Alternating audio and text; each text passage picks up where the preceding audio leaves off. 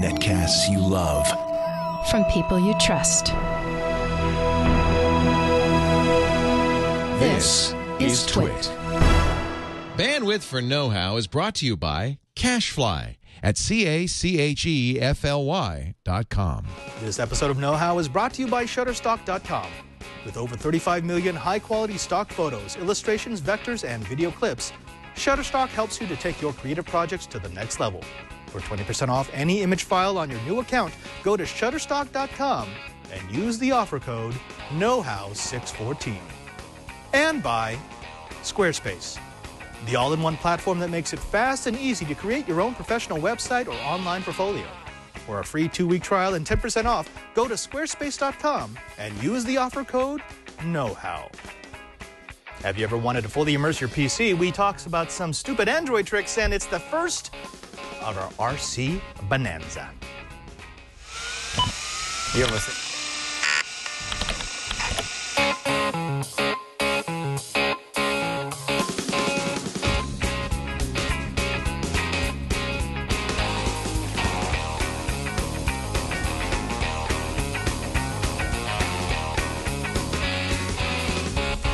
Welcome to Know-How. It's the Twitch show where we bend, build, break, and upgrade. I'm Father Robert Balloser. And I'm Brian Burnett. For the next 40 minutes or so, we're going to be taking you some of the projects that we've been working on the last few weeks to maybe give you some ideas about what you want to do in your own geek time. Now, we've been gone for a while, right? Yeah, a couple weeks. Yeah. It went by fast, though. It went by fast. You've seen our pre-records, but in reality, we've been gone for 3 weeks, so we may be a tiny bit rusty. We ask you to stay with us as we get back into our geek groove. Our know-how groove, our yeah. know-how. You look a little tanner. I think my beard got a little bit longer, but yeah. Yeah, you were up in a cabin. Cabin in the woods, yeah. For a bachelor party. With a bunch of dudes. It was a good time. All right. Thanks for bringing that up. Not gonna. All right, but just leave it there. You know what's not a bunch of dudes in a cabin by themselves having a bachelor party? Yeah, no awkward pauses. Yeah. Full immersion cooling. Yes, that's actually so used that. That's so not the cabin in the woods thing. Okay, now I know this. I know that when you were younger, when you were geeking out with our superb TD Alex, that's right. You were into full cooling, water cooling, right? Yeah, because it looks really cool. Yeah, it had the piping everywhere and stuff. It seemed like, oh yeah, this is the best idea for cooling your PC until it starts leaking. Yeah. And then you realize, oh, that's right, liquid and electricity, not friends. No, and it's just a huge pain in the... It took us. Yes, that's what I was thinking. A lot of took us, yeah. And I think that's what most people who have done water cooling think, which is it's fun. The first time you put it in, you're like, this is so awesome. There's no fans. The radiator's far away.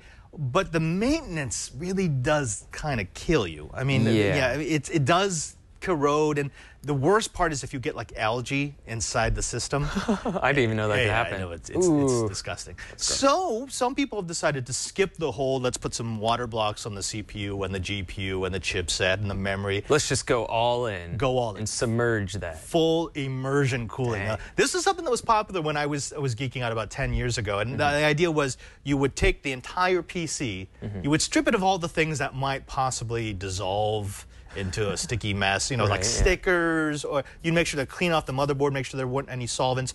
And then you would dip it into something like Fluorinert or mineral oil. Okay. Now, Fluorinert is great because Fluorinert has really good heat transfer properties. It's what they used to use in supercomputing. There's a problem, though, that is that Fluorinert is something like $1,500 a gallon. Oh, yeah, no problem. It's not especially cheap. when you want to immerse your gaming PC or something like Right. that. That's another $1,500. Yeah, that was a gallon, too, and you're probably going to need like 5 gallons. Well, the other solution, and this is what most of us did, was we used mineral oil. Okay. And mineral oil is great because it's dielectric, which means it's not going to conduct electricity. So you can dunk your entire PC, moving parts and all, into mineral oil, and it won't short out. Okay. Yeah. It sounds kind of messy, but... It sounds messy, but the cool thing is it does conduct heat away. But you still need like fans and stuff in it, right? To circulate the oil. You got to circulate the oil, and the other problem is that the oil actually has a really high heat index. It can store a lot of heat.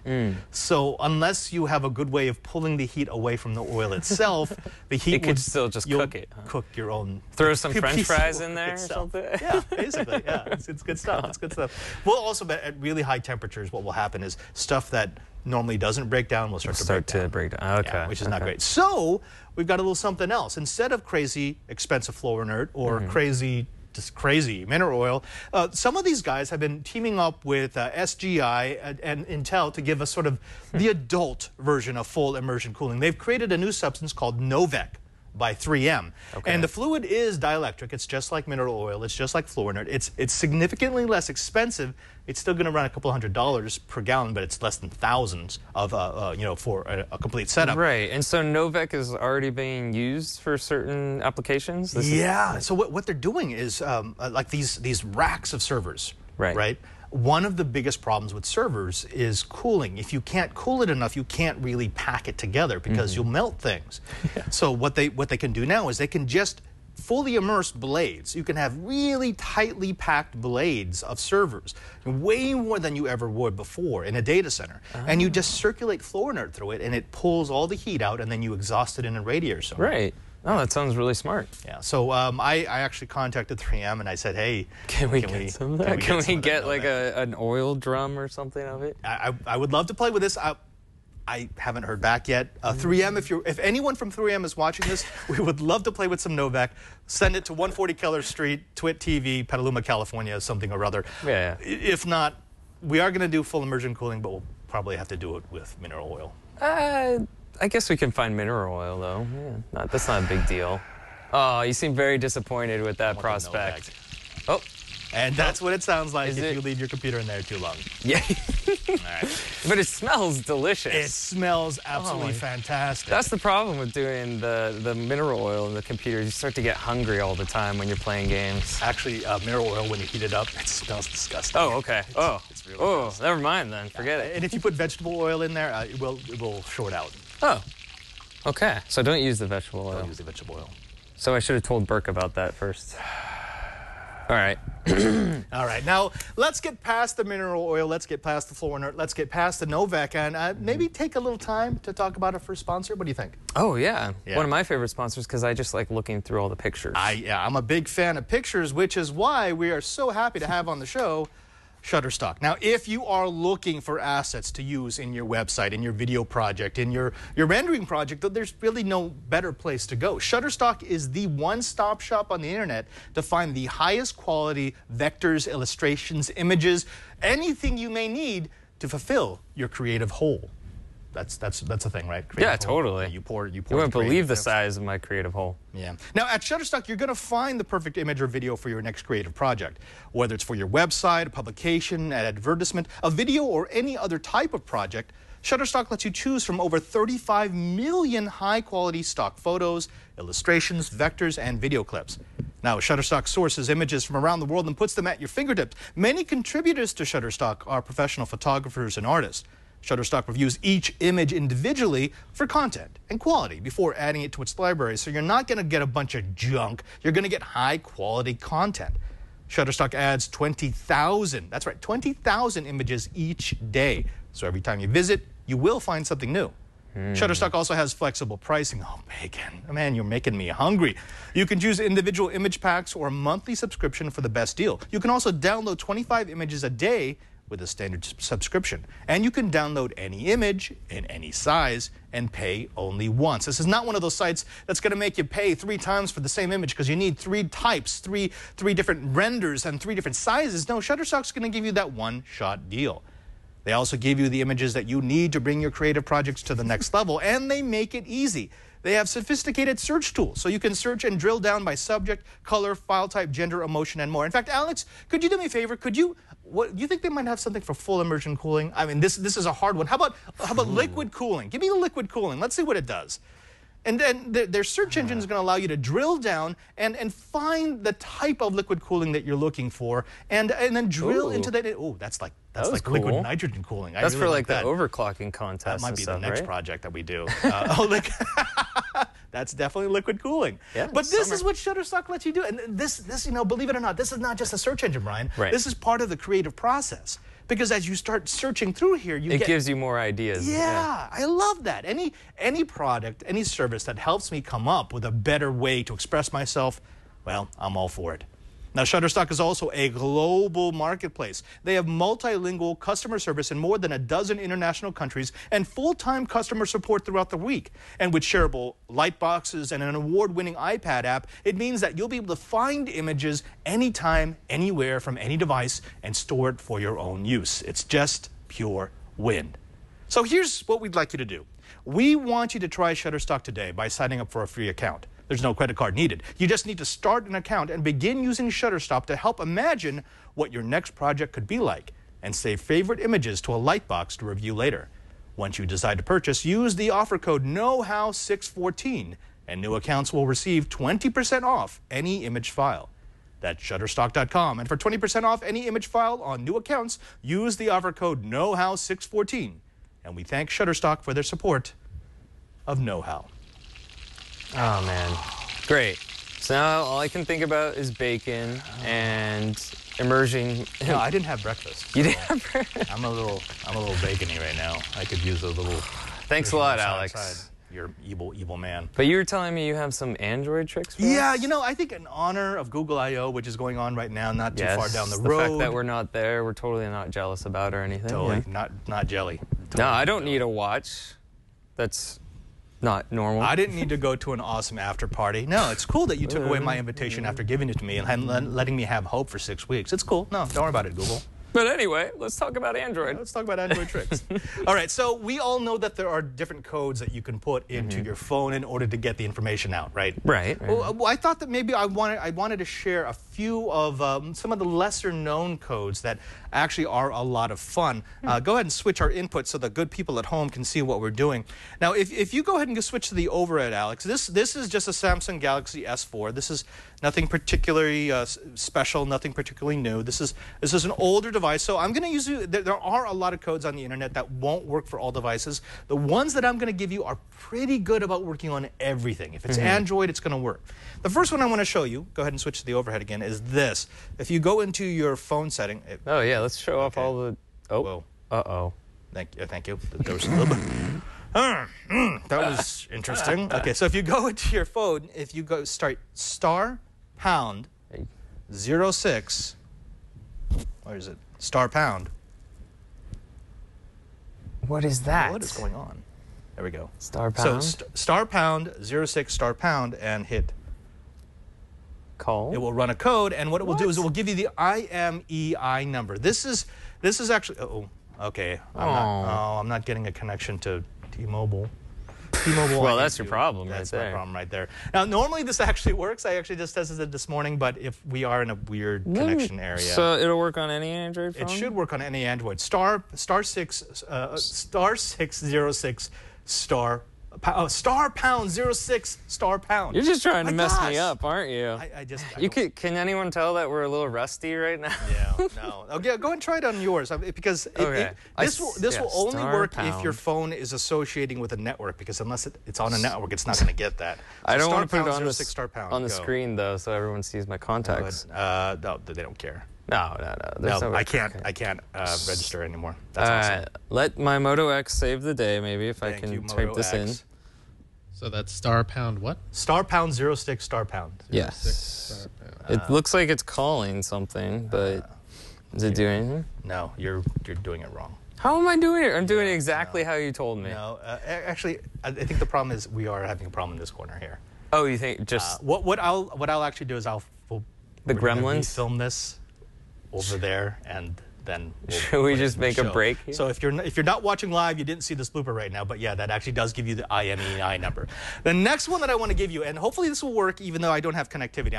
I put this in here so that I could definitely have something that will work even if I'm not getting connection back to T-Mobile. Okay. Is the software and hardware information. If you go ahead and zoom into the thing back here, this is what's called a hardware and software information dump. This one's kind of involved. It's *12580 *369#.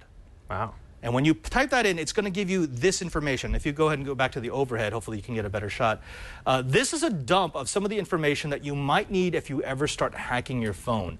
These are the individual hardware IDs that let you know what's running in the phone and how to access them. Wow, that's pretty. It feels like you're you're putting in secret codes to get. It is kind of secret codes. That's cool. It's kind of fun like that. The other one I really like, and this one's kind of again, this is geeky. Go ahead and go to the overhead, and I think you can see it better here than you can on the big screen. This one is star pound. By the way, most of them do start with star pound. 9900 pound. And what this will do is this will give you a system dump menu. This is all the information on your phone that you may not need. It'll give you things like what's your modem number. It will give you things like, well, what are the stats from the log? What kind of errors have you had? It will tell you whether or not the kernel has been working properly and it's been copying all of its logs to the SD card. This is like the debugging menu. Now, I will make one quick acknowledgement here, and that is you could screw up your phone. I was going to say, if you don't know what you're doing, you can mess stuff up. You can mess stuff up. This technically will only give you information, and I'm not going to show you because I know people are going to try it. There is a sequence that you can access that information that will cause some of the information to be overridden. Oh. Okay, so that would do that. So again, that's a star pound 9900 star pound or pound, and that will give you into the system menu. This one is my personal favorite. I love this one because it's kind of fun to play with. Okay. Go star pound 0 star pound, and this gets you into this. What? This is like the system test menu. It gives you access to everything that you have on your phone. So, for example, cool. Let's say I want to go to touch. So what it's doing now is it's giving me a calibration screen so that I can find out whether or not the touch sensor is working properly. Now, I will say, if you enter this screen, some of you are going to freak out because it doesn't seem like there's a really good way to get out of it. The way that you get out of it is that you finish the calibration. Oh, okay. So once you're in, you got to finish. Once you're in, you got to finish the calibration before it will let you back out. It'll let you out here. Okay. But you can do everything from you can turn on and off the LEDs. You can play with the front and the rear camera. You can play with the low frequency center. What's the red, green, and I mean, is that the? Oh, yeah, okay. Just to check and see. Yeah, so literally it turns on all the red pixels, all the green pixels, and all the blue pixels. Neat. So if you ever wanted to find out exactly how red, how green, or how blue your phone could get, that's how you can do it. You can also play with any sensor that the phone has, and that's things like, where's my sensors? My sensors, this is actually really cool information. This shows you what the accelerometer is feeling, what the proximity sensor is feeling. See, as I get closer to that, the proximity sensor activates. It'll show you what the barometric pressure is. If your phone has a barometric pressure sensor in there, you'll see the information there. It'll also tell you what kind of light sensing it's feeling from outside the phone, and the gyroscope. Now, one of the fascinating things about this is you'll notice, you see how the gyroscope is always moving? Yeah. You know, that will tell you how sensitive the sensor is inside your phone. I tried this on one of my older phones was like first generation. And that thing never move. moved. Like you had to slam it against a wall before the gyroscope would twitch. Not necessarily the best thing to do. So yeah, this is a very cool menu to play with, and you know, if you've got time, go ahead and jump on in. I love being able to dig down and see these settings, even if there's nothing that I could really do with them. But it's cool to see that stuff. Right. I will say you can find yourself getting kind of stuck. It's not always the best about jumping back out once you've really jumped in. But if worst case scenario, just reset your phone and you'll be good to go. So I'm going to try star pound 06. No, star pound 0 star pound. What's star pound 06 pound? Star pound 06 star pound is the IMEI. Oh, okay. Yeah, see, exactly. So he's getting access to his carrier. And so when he puts star pound 06 star pound, if you go to the overhead, Alex, you actually got his IMEI. By the way, the reason why I'm showing you all this is because now you all have his IMEI. And you can so what can you do with that? They could listen in on your conversation. Oh, thanks. I'm glad you showed that off. I'm sure. I mean, the NSA By is the already way, listening. So congratulations on your engagement and stuff. thanks. That Now was- everybody will hear about it. Yeah. So that's what you got to do. That's what you got to play with, and that is our stupid Android tricks. Now there is one other thing I wanted to do before we move away from the segment. Alex, do you have pictures of you and maybe him in a hotel room at a wedding somewhere? Oh yeah. Yeah. We were on the road. You were on we the were road. roughing it. It was fantastic, and you decided you wanted to do, right, Yeah. as Alex tweeted. We were you wanted watching to watch, Futurama, as which we is said. awesome. Yeah. You know, you've got that tiny screen in front of the big screen. What's Yeah. the problem? Yeah, the issue with this, of course, is a lot of people have problems connecting to hotel televisions, right? Yes. They are a pain in the butt. They are. But A lot of times they have like it locked away underneath the table and stuff. it's locked away and you can't get to it. But there's actually a really, really easy. I'm not saying that this would have worked for you because you guys are both very smart. I'm sure you would have figured this out. But, yeah, thank there- you for that. There actually is an easy way to connect any device to a hotel television as long as it has HDMI. Well, the first thing you're going to need, Okay. of course, you're going to need any cables, right? I think that So- was my first mistake. Your first mistake, right? I always carry a bunch of cables, and I love cables that I can like stick adapters onto. So if you like, go ahead and Alex, show the overhead. I like to have cable bundles that also have little adapters so that I can adapt it for the different devices that I might have. I always make sure I have HDMI, mini HDMI, MHL, just because those are the different types of devices that I'm going to be carrying, right? Right. The problem is that you probably noticed this. Even if you plug it into the TV Doesn't switch. Right. Right. Yeah, the input stuff doesn't Input work. doesn't. That's easy to fix. If you go ahead and run the video that I showed you, this is the TV that I saw on the cruise ship. This is an old standard. This is the smart port. Every hotel, Smart port. yeah, they build these things in there so that they could do things like the in-room ordering. Oh yeah, yeah. The problem is when you plug something in there, it locks it to an HDMI input, right? Right. So believe it or not, you can switch to any HDMI input just by removing the smart plug. That's it? Just pull that out, and suddenly the input will switch. Okay. So and it doesn't disable anything. You just can't order room service. You can't after order that. anything over. And I will say I've had a couple of instances where you have to reset the entire thing when you leave, because the smart box becomes unsynced from the TV, and they're like freaking out that someone's trying to hack it. Oh, okay. But I don't care because the TV works as long. I mean, I'm not going to right. use You just it. want to watch your stuff. I just want to watch my stuff. Okay. Or watch Daffy Duck. Yeah. Yeah. Okay. Exactly. Yeah, I know. I posted that, and there's that giant TV behind my little MacBook Air screen, but we were so tired. I didn't want to figure it out. But now that I know, I'll bring that you know. cables with me when I go to a wedding and stay in a hotel room, and And my feet sticking out of the covers. I'm not sure why Alex was showing that. Why not? Why not? Okay. All right. Now, when we come back, we're gonna show you a little bit about the RC stuff that we're gonna be building in a few episodes here on Know How. But before that, I thought maybe we might take a little visit over to Maker Faire 2014 and show them what it takes to build a quadcopter. Ooh.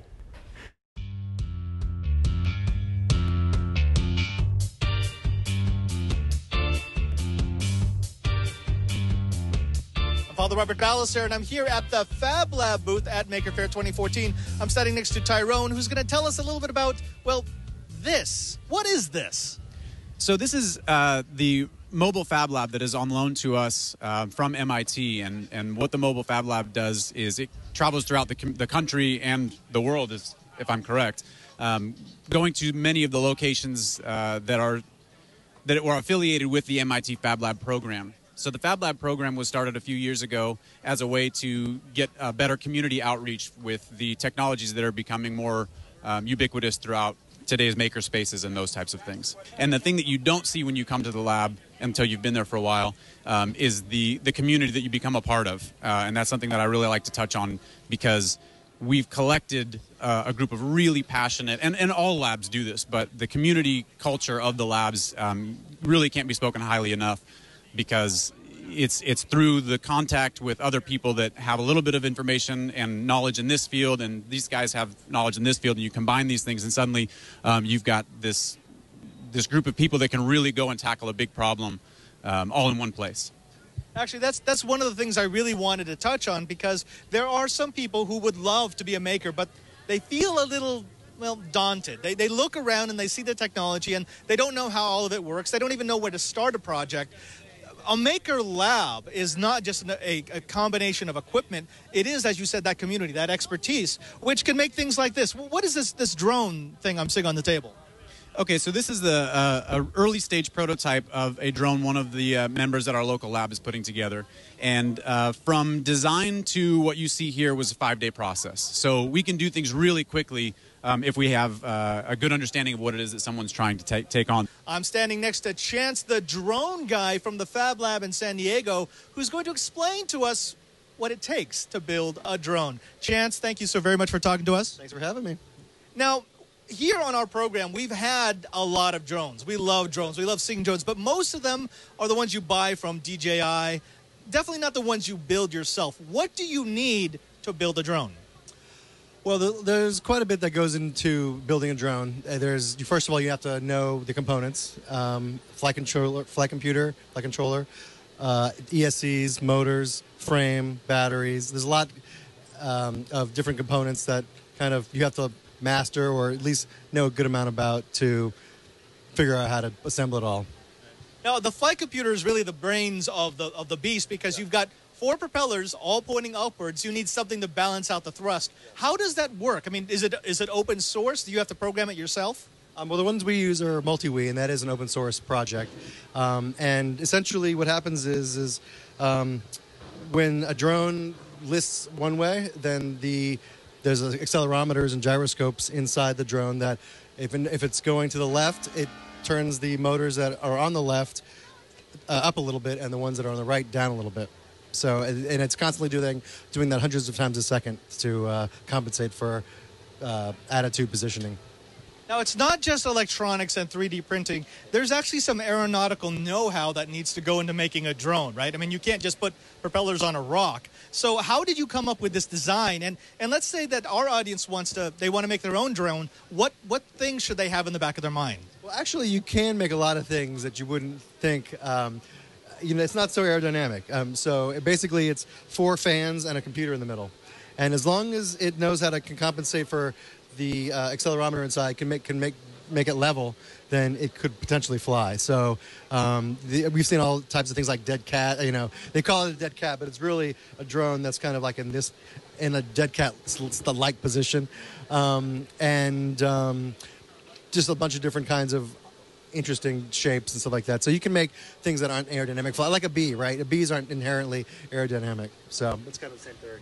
All right, so one last piece of secret sauce. If our people wanted to go out and start making their own drone, can you mention some of the parts that they should pick up? I mean, of course, they're going to need the brain. They're going to need some motors. They're going to need some propellers. But where should they really dig in if they wanted to design and build their own drone? Probably the most popular one is DIY drones.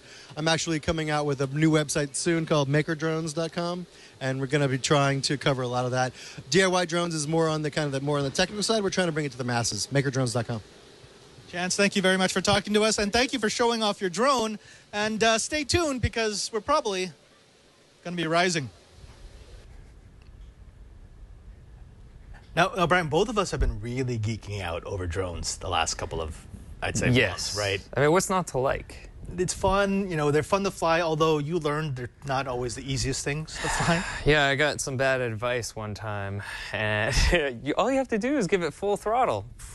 Well, give it full throttle and not let it run into the buildings on either side of the... Never mind. That was my first mistake. That's a bad thing. Okay, but what we want to do is we want to start giving the folks at home a way, the knowledge to start building their own stuff. Now, of course, drones are probably not going to be the first thing that you build, just because you probably want to practice on something a little closer to the ground. Expensive, easy to break, easy to hurt other people with. Right.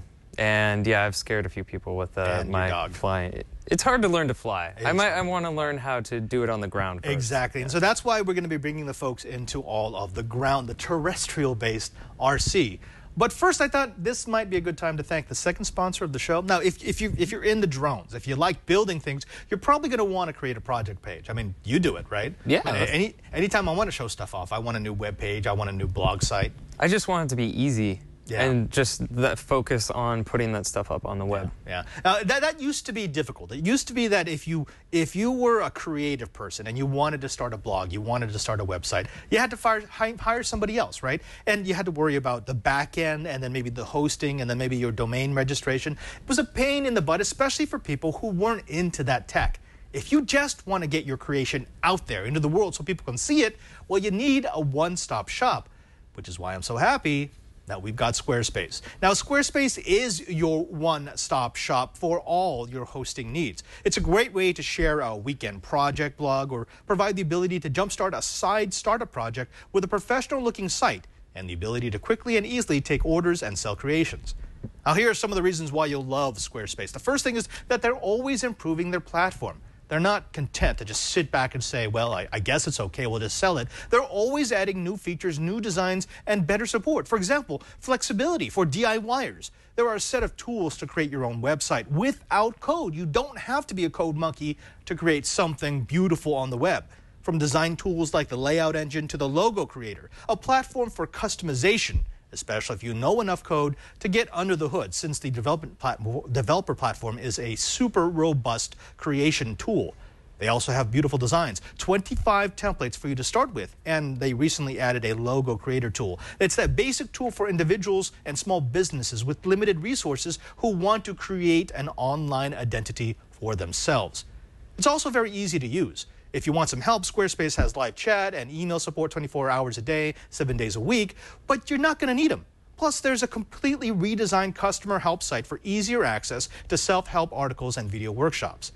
They also provide support for e-commerce. If you want to sell your creation or charge people to come in and look at your work, it's now available for all subscription plan levels, including the ability to accept donations, which is great for nonprofits, cash wedding registries, and school fund drives. Squarespace is also inexpensive. I think this is something that's very important to people. It starts at $8 a month and includes a free domain name if you sign up for a year. And it's mobile ready. The new Squarespace metric app for iPhone and iPad allows you to check site stats like page views, unique visitors, and social media followers. And with the blog app, you can make text updates, tap and drag images to change layouts, and monitor comments on the go no matter where you are. Even their code is beautiful. We all know that Squarespace looks nice on the outside, but what is amazing is that the code is incredibly clean and well designed. Squarespace takes just as much pride in their back-end code as they do in their front-end design. Now, what I really like is that it is that one-stop shop, including hosting. They take care of the hosting so you don't have to. So here's what we want you to do. If you've got a new project, a new club, a new blog, why not start with Squarespace? Start a free 2-week trial with no credit card required and start building your website today. When you decide to sign up for Squarespace, make sure to use the offer code KNOWHOW to get 10% off and to show your support for KnowHow. We thank Squarespace for their support of KnowHow. A better web awaits, and it starts with your new Squarespace website. Thank you, Squarespace. Yeah, I love using them. I know. I mean, I like easy. Easy's good. Yeah, definitely. Now, speaking of easy, I thought the first place that we should start with is the remote control, because this is this is what people like. They hold these things. I've got two examples right here. This is what I like. I know a lot of people aren't big into this, the old stick design. There's something about this that just feels like joysticks. Right. So would one be, I mean, your throttle, and then the other one is how you turn and stuff, or does it matter? That's the night. We'll talk a little bit about that, about how it translates each of these into an action on the remote control model. Okay. Now, I know the one that you like, the one that you wanted to play with is this. This is a standard pixel grip, right? Yeah. Pistol grip. Yeah. This is something that's become popular. Your throttle within the last 10 years or so. Yeah. You've got a throttle. You've got a knob wheel on the top. But they both work the exact same way. Now, this is more toy level. This is one step up. But the technology behind them is identical. So when we're talking about a transmitter and a receiver, what we're talking about is a system of crystals. What? Yeah, no, I thought that would get you. They use crystals? They use crystals for, like, peace.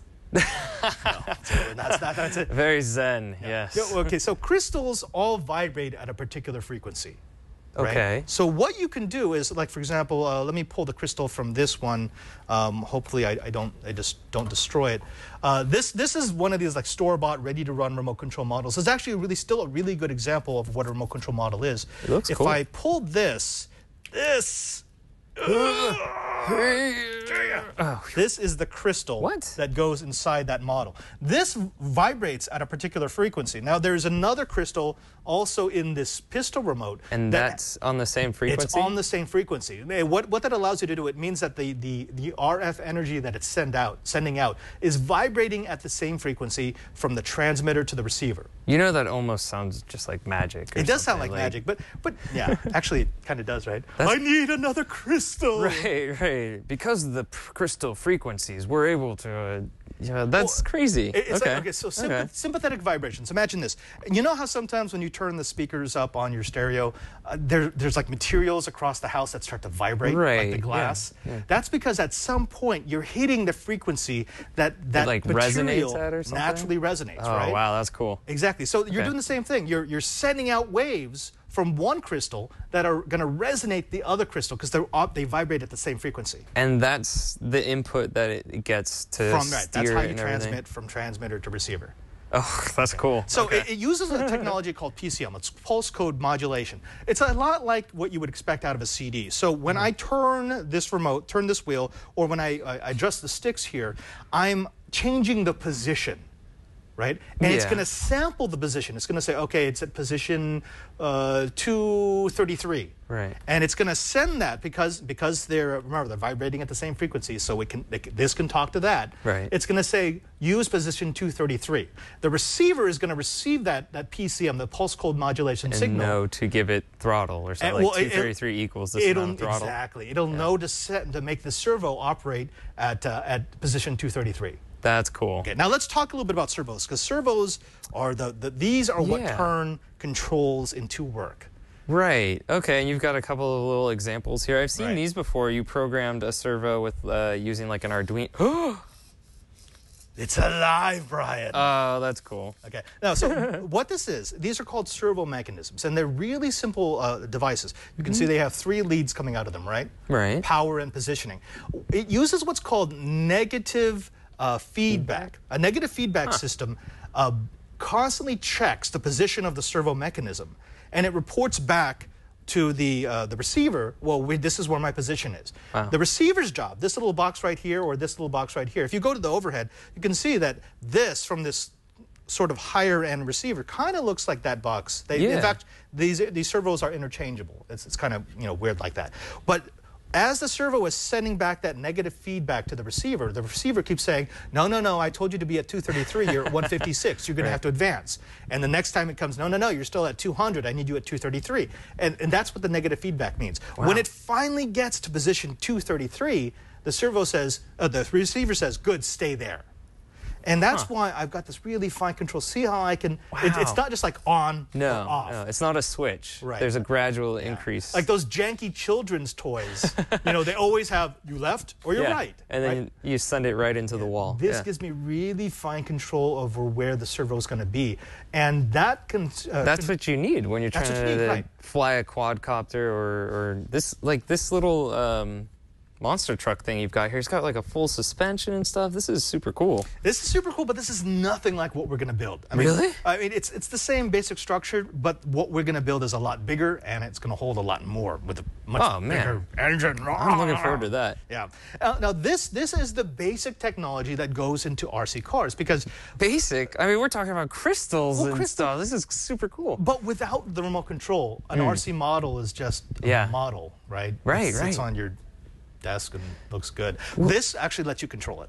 Okay, but like the DJI quadcopter that we have, does that use the crystals too? Yeah, anything that's transmitting via RF at some point needs a way to communicate at a particular frequency. Some really expensive devices will use a slightly different technology in order to lock at a particular frequency, or they'll be frequency agile. Wow. But like the DJI copters are using 2.4 gigahertz, but at some point they need a way to lock in at that frequency. Because I was thinking when we shouldn't have, but we tried to fly it here in the studio, and it just, because of all the RF frequencies with the Wi-Fi and everything in here, it just straight into one of the cameras. So, all right. Because I was like, I know these cameras don't have crystals in them. Someone in the chat room, I'm sorry, it scrolled past, I don't know who said it, said, oh, so these are transceivers. They're not transceivers, because transceivers allow for bidirectional transfer of information. And this is just one direction. This is one way. This is just sending in directions. There's nothing coming back from that receiver. It's all this transmitter talking to that, telling it where it should be. Cool. All right, let's play with it. Well, no, we're not Too going to soon? do that because we want to build our model first. You know, you got to earn your supper before you eat it, Brian. I just want to play with it. I know you do, but we're not going to do that yet. All right. Okay. Now, so in English, what this means is that we can finally control where our model is going to turn by connecting a servo mechanism to the steering mechanism, Servo, a tom servo. We can connect a tom servo mechanism to the steering of our vehicle, and it allows us to control where the wheels point. Now, here's that toy model, that ready to run. There's just a servo here. Actually, I think, let me see. I might actually blow this up, but I'm pretty sure I should be able to pull the servo mechanism out of here, and if this then plug that one if this is electrically compatible, I don't know, Padre. I might blow something up, but that's okay. Should we do this live? Wait. Ah! Oh, wait, I plugged in the wrong one, and I may have actually destroyed that. That's okay. We break it, that was so you that was don't a long, have to. You do need to get servos that are mechanically, electrically compatible. Right. I just didn't know what they used on this model. But if you look at the overhead, Testing it on the fly. I know. This servo is connected to the steering linkage, and so when the servo moves, the steering actually moves. So it's kind of tight here. But what you can do is, when you actuate the servo, see how it actuates the wheels? Yeah. Okay. So that's how you steer. Imagine that inside the bigger servos, and the bigger servos can do more force, right? So the bigger the servo, the more force it can exert, which means it can turn larger wheels.